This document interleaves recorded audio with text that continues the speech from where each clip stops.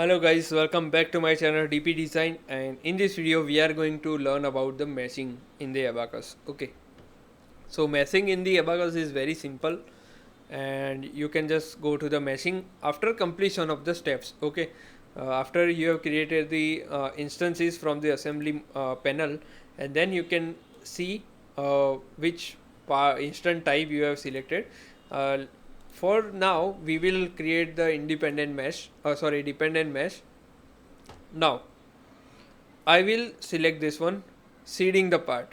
Seeding the part will give you the estimation of the mesh element size and number of elements is showcased here. Okay, so what I will do, I will just go to the create. Oh, I faced the error.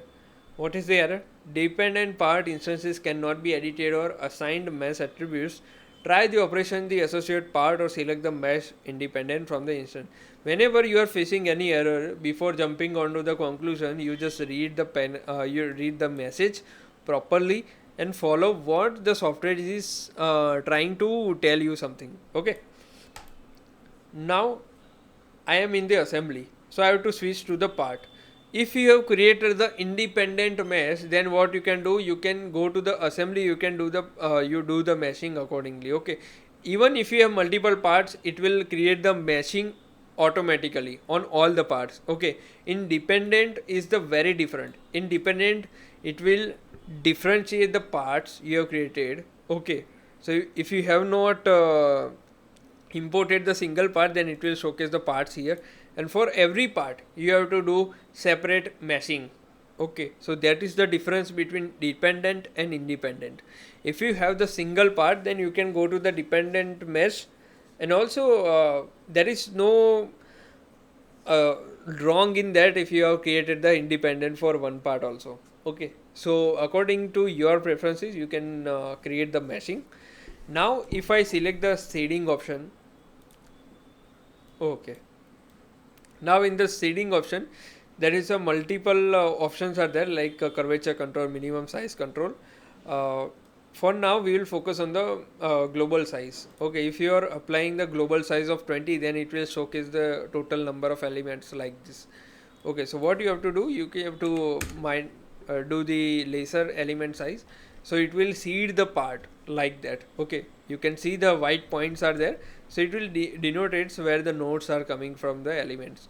Okay, so if you are clicking the OK, and you can just go to the, if you want to apply the customize seed, then what you can do, select the region to assign. Okay, if I select this region and I want to apply the 3.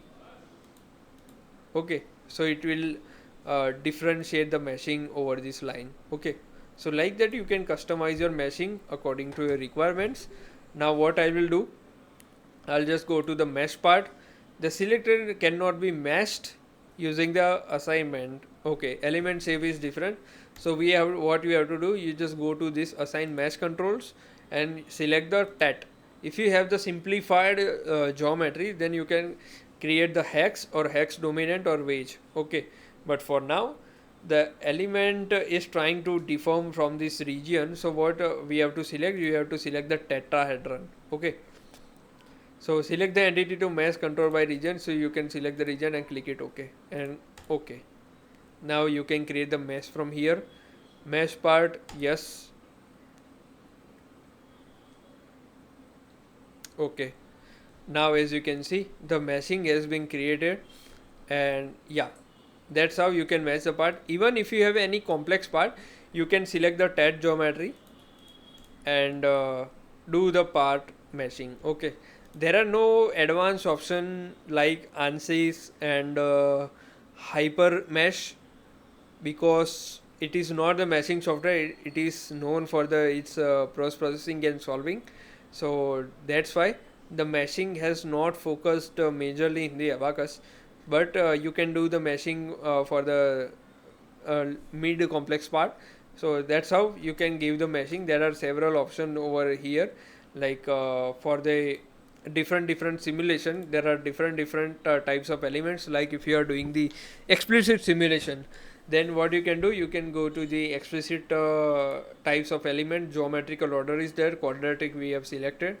The family of the elements, it will be a different, like couple temperature displacement. If you are doing the analysis, then it will be a little bit different family, otherwise it will not solve. Okay, so there is a modified formulation also. If you want to do the hybrid simulation of multiple nodes, or sorry, multiple elements, so you can select the option from here, and select the second order accuracy, distortion control, defeaturing. So that's how you can select options according to your requirements, and yeah, you can go ahead with that. Okay, so that's it for the video, and you can explore the meshing by yourself now. It is the basic meshing techniques I have shown to you in this video. Okay, so thanks, and keep sharing, keep learning, keep supporting.